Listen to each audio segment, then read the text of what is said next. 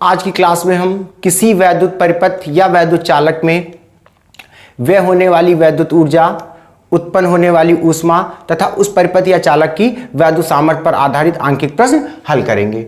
ठीक है, तो पहला सवाल है 200 ओम प्रतिरोध के तार में 1.5 एम्पीयर की धारा प्रवाहित करने पर ऊर्जा व्यय की दर ज्ञात कीजिए। यानी कि ऊर्जा व्यय की दर का मतलब हुआ चालक की वैद्युत सामर्थ्य निकालनी है। यदि उपरोक्त तार में ऊर्जा व्यय की दर 1250 वॉट हो तो तार के सिरों पर विभवांतर कितना होगा। पहले क्वेश्चन में दो चीजें पूछी गई हैं। पहला क्या है कि 200 ओम प्रतिरोध के तार में अगर 1.5 एम्पीयर की धारा प्रवाहित की जाए तो ऊर्जा व्यय की दर क्या होगी।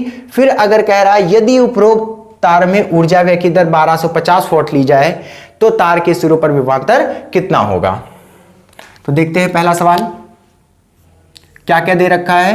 कह रहा 200 ओम प्रतिरोध के तार में यानी कि R बराबर 200 ओम में कितनी धारा है, 1.5 एम्पीयर की धारा प्रवाहित की जा रही है। करना क्या है, ऊर्जा व्यय की दर निकालनी है यानी कि सामर्थ्य निकालनी है ना। 200 ओम प्रतिरोध के चालक में I बराबर 1.5 एम्पीयर की धारा प्रवाहित करने पर हमें उस चालक की क्या निकालना है, उस चालक की सामर्थ्य यानी कि व्यय होने वाली ऊर्जा की दर निकालनी है। व्यय होने वाली ऊर्जा की दर का मतलब एकांक समय में व्यय होने वाली ऊर्जा अर्थात सामर्थ्य निकालनी है। तो इसका फॉर्मूला क्या होता है, P = W/T है ना। तो P = W/T होता है। W को क्या लिख सकते हैं, I² RT है ना। अगर I धारा R चालक के प्रतिरोध में T समय तक प्रवाहित हो तो उसमें वे ऊर्जा कितनी होती, I² RT होती। तो W की जगह हमने I² RT रख दिया, T से T कैंसिल हो गया, कितना आ गया I² R। अगर ये फॉर्मूला हमें डायरेक्ट याद हो तो हम यहां से डायरेक्ट क्या कर सकते हैं, परिपथ की सामर्थ्य या चालक की सामर्थ्य या ऊर्जा व्यय की दर निकाल सकते हैं। अगर उसमें बहने वाली धारा उसका प्रतिरोध हमें पता है तब। तो हमें धारा भी पता है, प्रतिरोध भी पता है। तो P = I कितना है, 1.5 स्क्वायर, R कितना है 200, 1.5 का स्क्वायर 2.25 और गुणे 200, दशमलव हटाएंगे 2 0 बढ़ाएंगे, 2 0 से 2 0 कैंसिल हो गया, 225 को 2 से गुणा कर दीजिए 450। सामर्थ्य का मात्रक क्या होता है, वॉट। तो P बराबर कितना आ गया 450 वॉट। यानी कि अगर 200 ओम के प्रतिरोध में या 200 ओम के चालक में 1.5 एम्पीयर की धारा प्रवाहित की जाए तो उसकी सामर्थ्य कितनी होगी, 450 वॉट होगी। इसी का अगला सवाल देख लेते हैं पहले न्यूमेरिकल में ही। कह रहा यदि उपरोक्त तार में ऊर्जा व्यय की दर 450 वॉट हो, है ना। यदि उपरोक्त तार में ऊर्जा व्यय की दर मान लेते हैं P' है ना, कितना है 1250 वॉट, तो तार के सिरों पर विभवांतर क्या होगा। ठीक है, तार तो नहीं बदला है, फॉर्मूला क्या होता है, तार नहीं बदला तो उसके लिए प्रतिरोध तो उतना ही रहेगा, कितना 200 ओम। फॉर्मूला क्या होता है, P = I² RT। अभी हमने जो बताया है, वैसे तो इसके लिए आप डायरेक्ट फॉर्मूला भी यूज कर सकते हैं। फॉर्मूला क्या होता है, P = V² से लगा सकते हैं इसे हम। तो P = V² कितना हो गया, V हमें निकालना है, R कितना है 200 और P भी दे रखा है कितना 1250। तो V² बराबर हो जाएगा 1250 को 2 से गुणा कर दीजिए, 1250 गुणे 200, 2 पंची 10, 2 दूनी 4 1 5, 2 1 कम 2। V² बराबर कितना आ गया 30 है ना, 2,50,000। ये आ गई वैल्यू किसकी, V² की।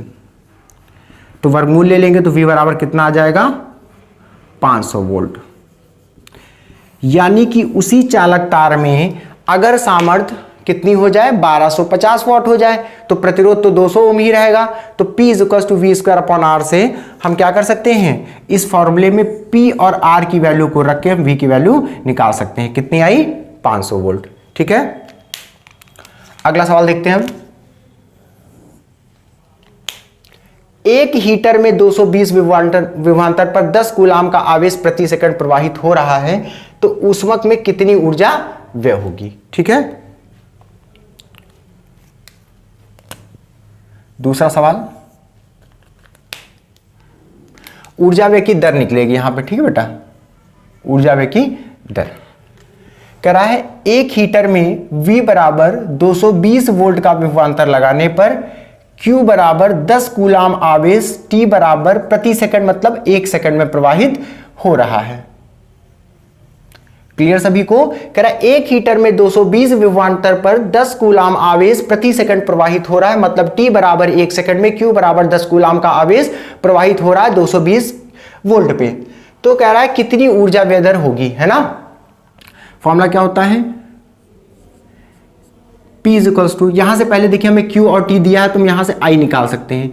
I is equals to Q upon T, यानी कि 10/1 कितना हो गया 10 एम्पियर। फॉर्मूला क्या होता है P का, V इंटू I।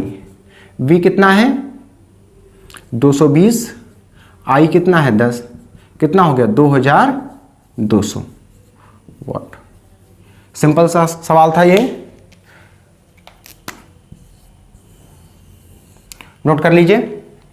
अगला क्वेश्चन देखिए क्या कह रहा है, एक विद्युत बल्ब पर 250 वॉट 250 वोल्ट लिखा है, इसे 220 वोल्ट मेन से जोड़ने पर इससे कितनी धारा प्रवाहित होगी, है ना। यानी कि जो बल्ब है उसकी सामर्थ्य 250 वॉट है, जबकि उसे 250 वोल्ट से जोड़ा जाता है। 250 वॉट 250 वोल्ट का मतलब है कि इस बल्ब को जब 250 वोल्ट विभवांतर से जोड़ा जाएगा तो इसकी ऊर्जा व्यय की दर, इसकी सामर्थ्य 250 वॉट होगी। लेकिन अगर इसे 220 वोल्ट मेन से जोड़ा जाए तो इससे कितनी धारा प्रवाहित होगी।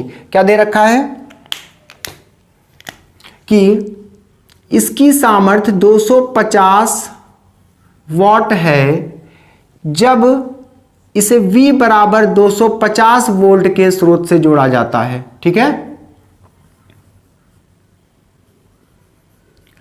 यहां पे एक फॉर्मूला यूज कर सकते हैं, P is equals to V square upon R से। लास्ट क्वेश्चन में फॉर्मूला यूज भी कर चुके हैं, तो यहां से R हम निकाल सकते हैं V स्क्वायर बटे P से।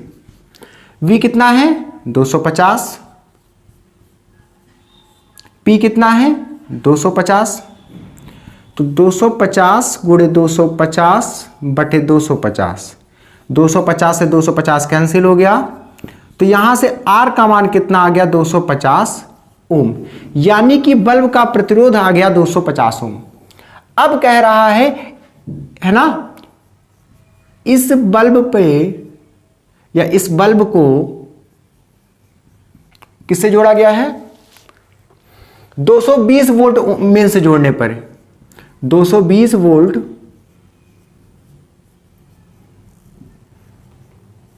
मेंस से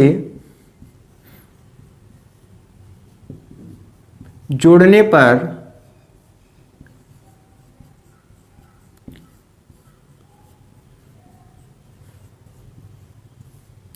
इससे प्रवाहित धारा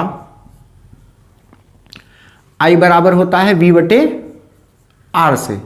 तो प्रवाहित धारा I बराबर कितना वोल्टेज लगाया गया 220 वोल्ट, प्रतिरोध कितना है 250 ओम, 0 से 0 कैंसिल हो गया, I बराबर कितना आ गया 22/25 एम्पियर। यानी कि परिपथ में बहने उस बल्ब में बहने वाली धारा 22/25 एम्पियर होगी। समझ लेते हैं। कह रहा विद्युत बल्ब पर 250 वॉट 225 वोल्ट लिखा है, मतलब जब इसे 250 वोल्ट के स्रोत से जोड़ेंगे तब इसकी जो क्षमता होगी, इसकी सामर्थ्य होगी 250 वॉट होगी। यानी कि हम इस फॉर्मूले से इसका प्रतिरोध निकाल सकते हैं। अब कह रहा है इसी बल्ब को अगर हम 220 वोल्ट से जोड़ देते हैं, इसी बल्ब को हम 220 वोल्ट से जोड़ देते हैं, तो धारा कितनी होगी I बराबर V बटे R होता है। वोल्टेज कितना जोड़ा गया है 220 वोल्ट, प्रतिरोध हमने निकाला था कितना 250 ओम, सॉल्व कर लेंगे 22/25 एम्पियर। ठीक है, नेक्स्ट देखेंगे अब 60 वॉट 220 वोल्ट के बल्ब को, मतलब P बराबर 60 वॉट जब वोल्टेज लगा होगा 220 वोल्ट। ठीक है, 60 वॉट के बल्ब को 220 वोल्ट के 60 वॉट 220 वोल्ट के बल्ब को, यानी कि P इसके लिए 60 वॉट होगा 220 वोल्ट पे। तो यहां से फॉर्मूला फिर लगा देंगे क्या, P equals to V square upon R से। तो R की वैल्यू क्या हो जाएगी, V square upon P।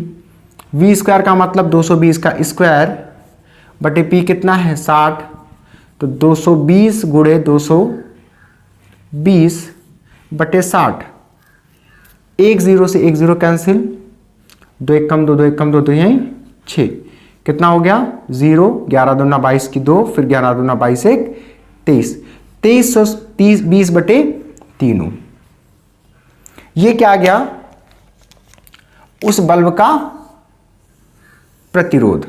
Next क्या पूछ रहा है कि अगर इस बल्ब को 220 वोल्ट के मेन से जलाया जाए तो इससे कितनी धारा प्रवाहित होगी तथा बल्ब से 5 मिनट में व्यय ऊष्मा ज्ञात कीजिए।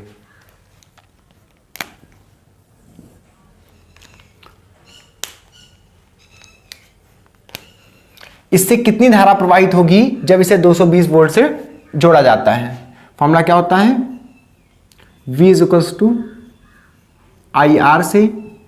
I बराबर हम क्या लिख सकते हैं, V बटे R, है ना। V कितना है, कितना V जोड़ा गया है 220 बटे R कितना है 2320 बटे 3।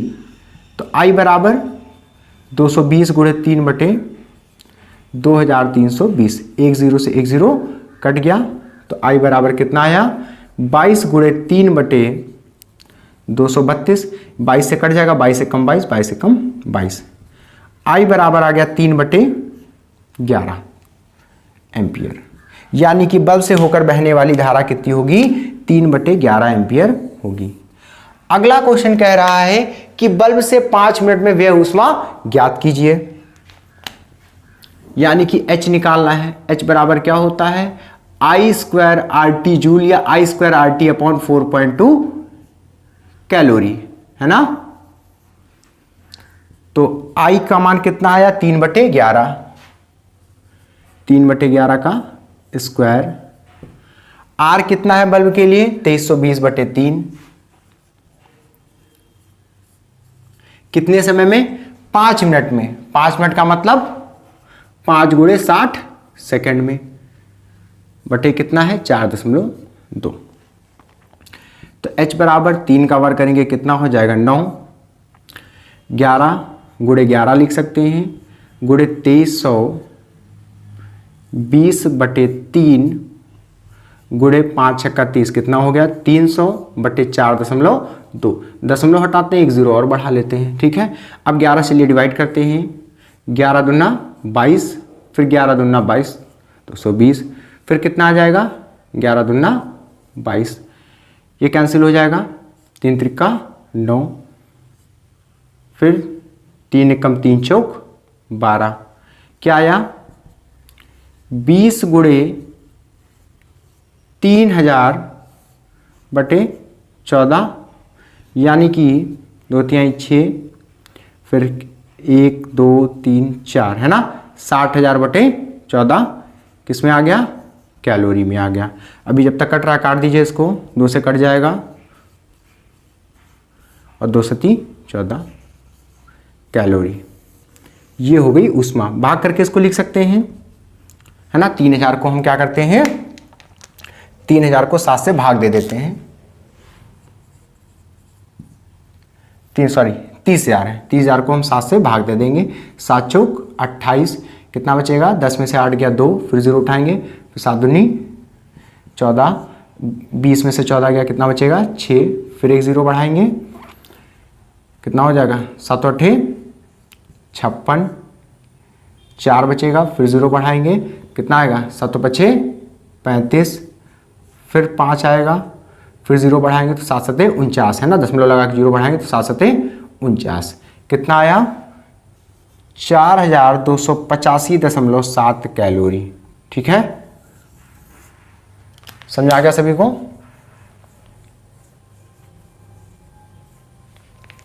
नोट कर लीजिए। नेक्स्ट देखिए, अब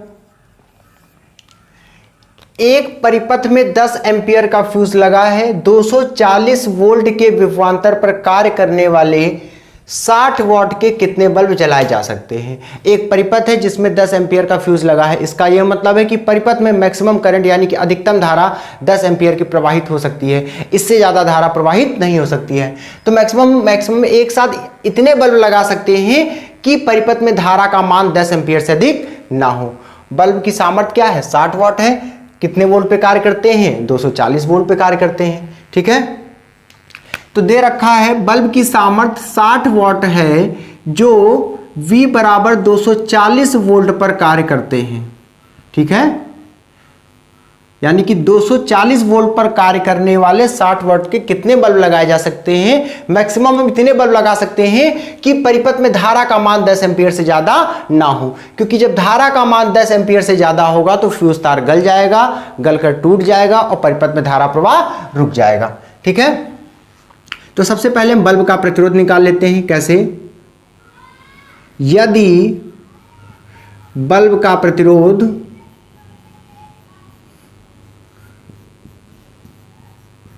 मान लेते हैं कितना है, R है। अगर बल्ब का प्रतिरोध R है तो P बराबर V स्क्वायर बटे R से हम R का मान निकाल सकते हैं V स्क्वायर बटे P से। तो V स्क्वायर यानी कि 240 गुणे 240 बटे P कितना दे रखा है, 60, 0 से 0 कैंसिल, 6 चौक 24, 240 को 4 से गुणा कर दीजिए, कितना आ जाएगा, 4 0 0, 4 चौक 16, 6, 4 दूनी 8 1 9, 960 ओम। यानी कि एक बल्ब का प्रतिरोध कितना है, 960 ओम। यानी कि जो बल्ब लगाना है परिपथ के साथ में उसका प्रतिरोध कितना है, 960 ओम। कह रहा कितने बल्ब एक साथ लगाए जा सकते हैं पर कि परिपथ में धारा का मान 10 एम्पियर से ज्यादा ना हो। माना परिपथ में n बल्ब एक साथ लगाए जा सकते हैं।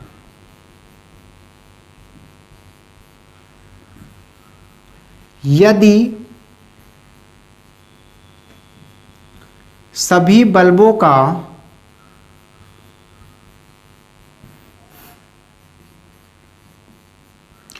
तुल्य प्रतिरोध R नेट हो तो फॉर्मूला क्या होता है, 1/R नेट बराबर एक साथ, मतलब सभी को समांतर क्रम में जोड़ा गया है। 1/R नेट का मतलब 1/R1 प्लस 1/R2। कितने बल्ब लगाए, n लगाए, इसी तरह मान लिया हमने 1/Rn। ठीक है, तो 1/R नेट बराबर R1 यानी कि पहले बल्ब, एक बल्ब का प्रतिरोध कितना है, 960, प्लस दूसरे बल्ब, सभी बल्ब एक जैसे हैं, सबका प्रतिरोध कितना होगा, इसी तरीके से कितनी बार होगा, ये n बार होगा। किसी चीज को n बार जोड़ने का मतलब क्या है, उसको हम n से क्या कर रहे हैं, गुणा कर रहे हैं। ये हो गया 1/R नेट। तो यहां से R नेट बराबर हो गया 960 बटे n। ठीक है, अब कह रहा है कि 10 एम्पियर का फ्यूज लगा है, यानी कि परिपथ से प्रवाहित हो सकने वाली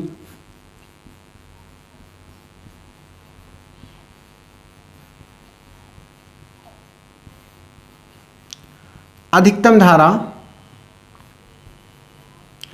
I मैक्सिमम बराबर कितना है, 10 एम्पियर। तो यहां से इसे सॉल्व कर सकते हैं। I मैक्सिमम कितना है, 10 एम्पियर। तो I मैक्सिमम बराबर क्या होगा, V/R। I मैक्सिमम बराबर V/R। तो यहां से R नेट लिख सकते हैं। अब R नेट का मान कितना आया है, I मैक्सिमम कितना है, 10 एम्पियर, वोल्टेज कितना है, 245 वोल्ट, R नेट कितना आया है, 960 बटे n। अब ये मल्टीप्लाई में क्या हो जाएगा, 10 बराबर 240 गुणे n बटे 960, ये 0 से 0 कैंसिल हो गया, तो 10 गुणे 96 बटे 24 बराबर n, 24 चौक 96, n बराबर कितना आ गया, 10 गुणे 4 यानी कि 40। तो अधिकतम कितने बल्ब लगाए जा सकते हैं, 40 बल्ब लगाए जा सकते हैं, ठीक है ना, क्योंकि इससे ज्यादा बल्ब लगाने पे परिपथ में धारा का मान 10 एम्पीयर से ज्यादा हो जाएगा और फ्यूज तार गल जाएगा, ठीक है, नोट कर लीजिए।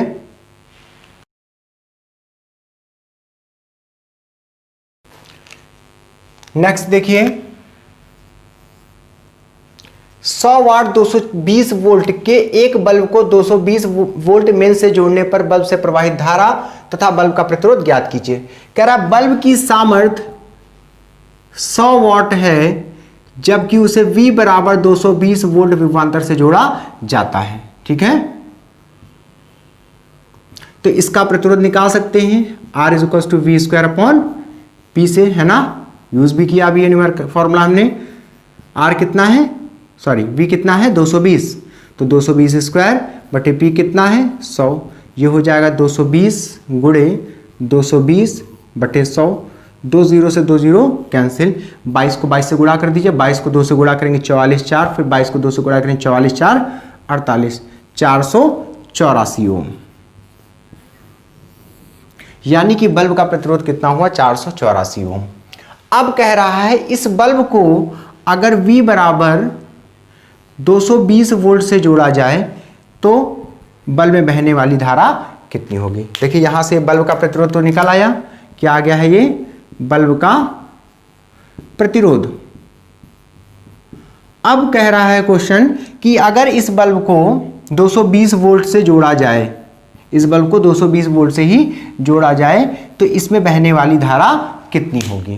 तो निकाल सकते हैं, I बराबर V बटे R होता है, कितना V लगा है 220, R कितना आया 484,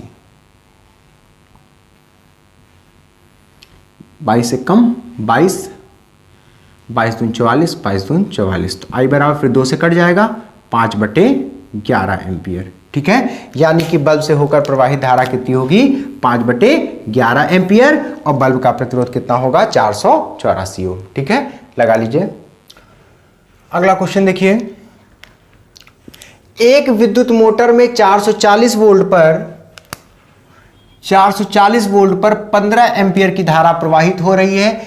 यदि मोटर की दक्षता 60% हो तो 10 मिनट में 30 मीटर की ऊंचाई पर कितना पानी टंकी में चढ़ाया जा सकता है। क्वेश्चन समझिए पहले, कह रहा है कि एक वैद्युत मोटर में 440 वोल्ट पर 15 एम्पियर की धारा प्रवाहित हो रही है।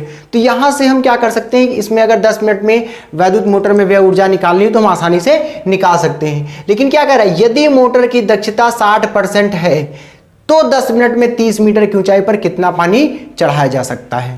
तो इसका मतलब यहां पर यह है, एक चीज और नोट कर लीजिए, क्वेश्चन में G की वैल्यू 10 मीटर प्रति सेकंड स्क्वायर दे रखी है।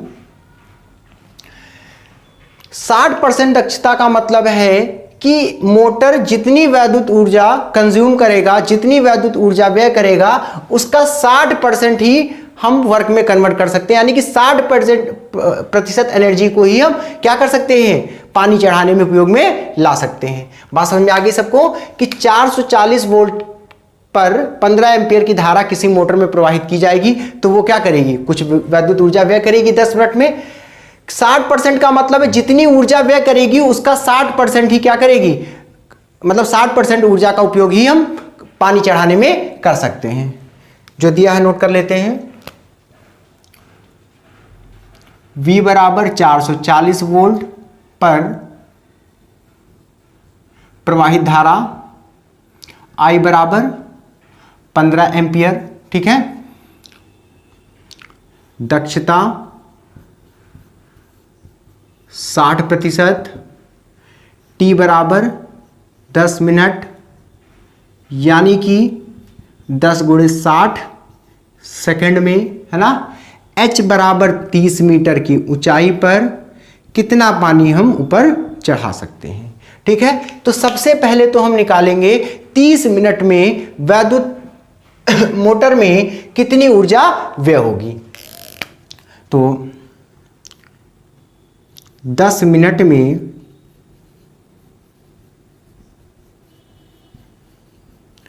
वैद्युत मोटर में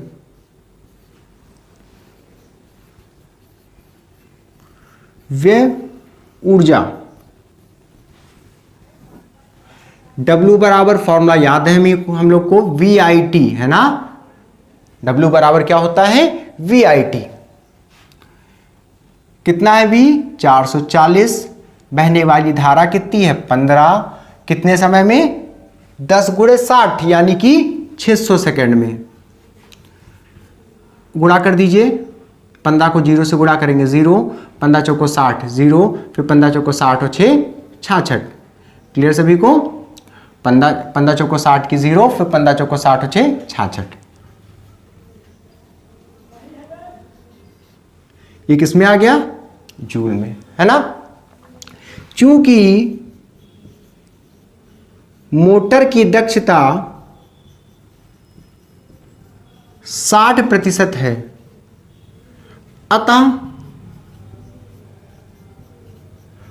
पानी चढ़ाने में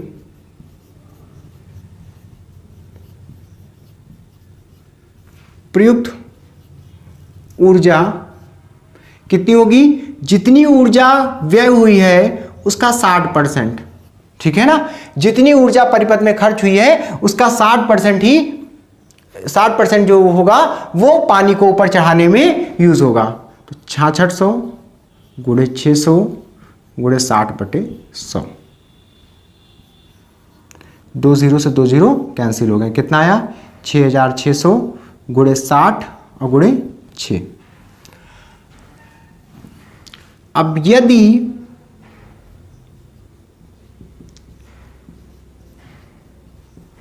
चढ़ाए गए पानी का द्रव्यमान m हो, पानी का द्रव्यमान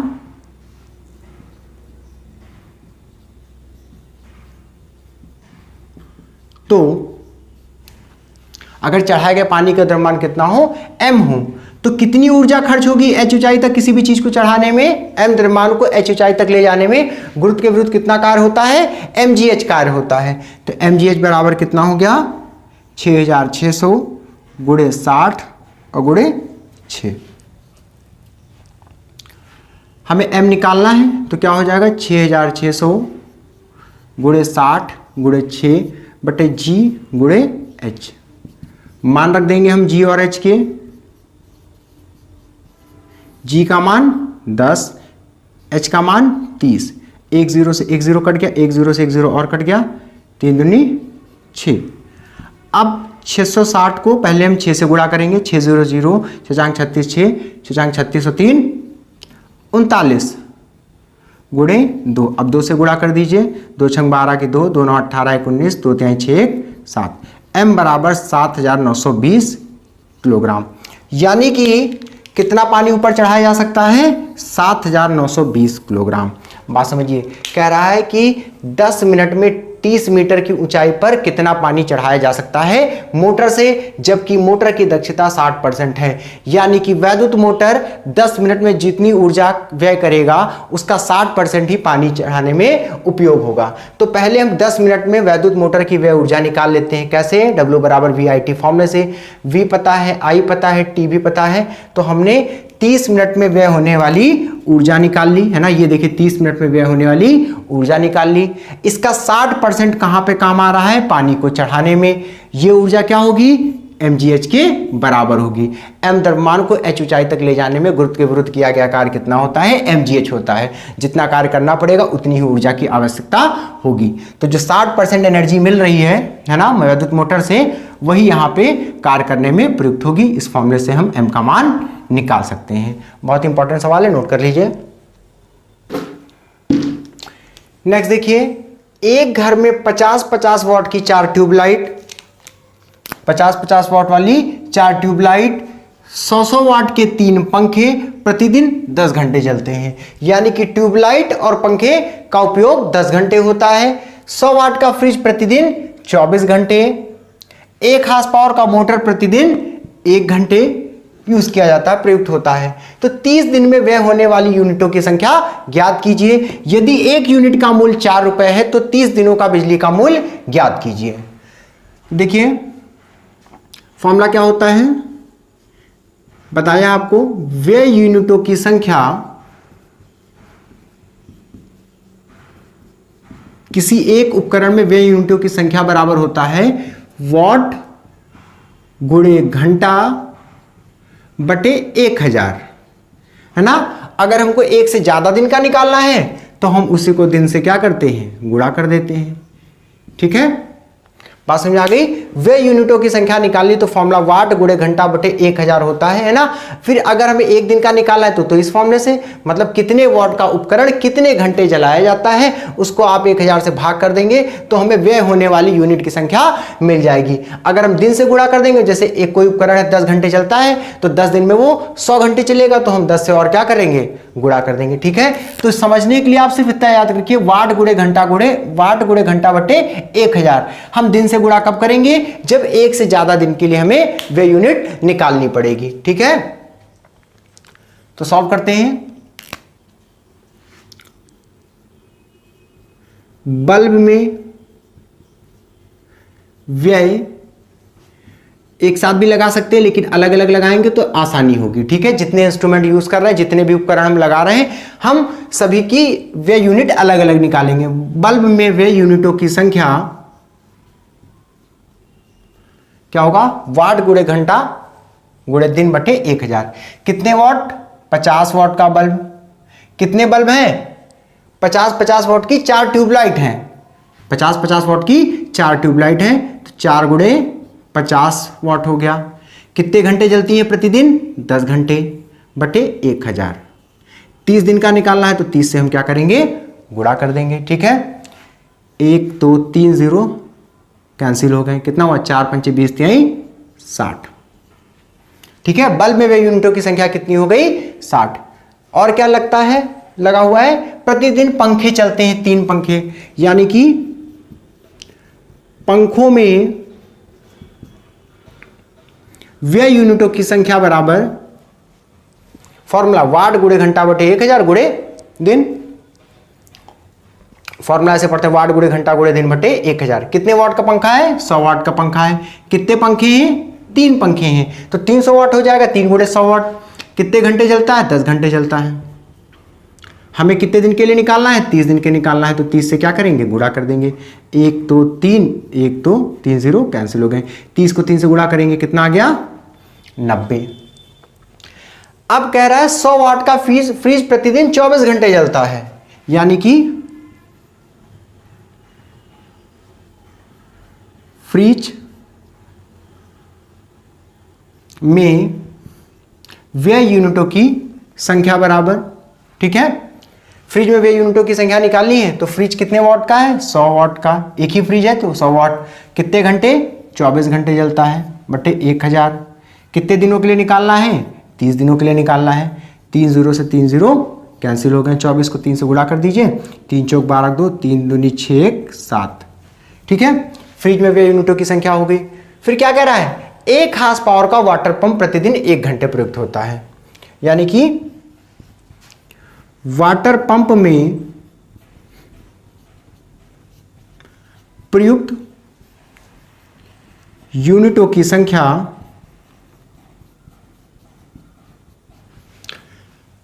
वाटर पंप का कितने वाट का है, 1 हार्स पावर, मतलब 746 वाट। कितने घंटे जलता है, 1 घंटे चलता है। कितने दिन के लिए, 30 दिन के लिए। तो 1 0 से 1 0 कट गया, कितना है, 746 बटे 100, यानी कि 7.46, है ना। बल्ब में 30 दिनों में कितनी यूनिट व्यय होंगी, 60 यूनिट। पंखे में कितनी यूनिट व्यय होंगी, 90 यूनिट। फ्रिज में 72 यूनिट और वाटर पंप में 7.46 यूनिट। तो अब हम निकाल लेंगे कुल व्यय यूनिटों की संख्या। कुल व्यय यूनिटों की संख्या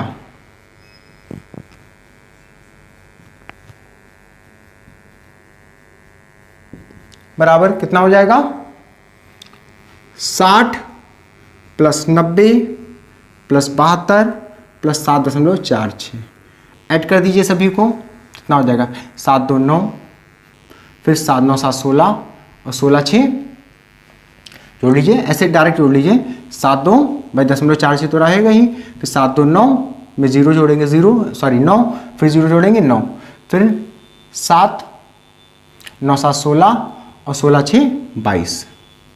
कितना है 229.46 यूनिट, है ना। कितनी यूनिट व्यय होंगे 229.46 यूनिट व्यय होंगी।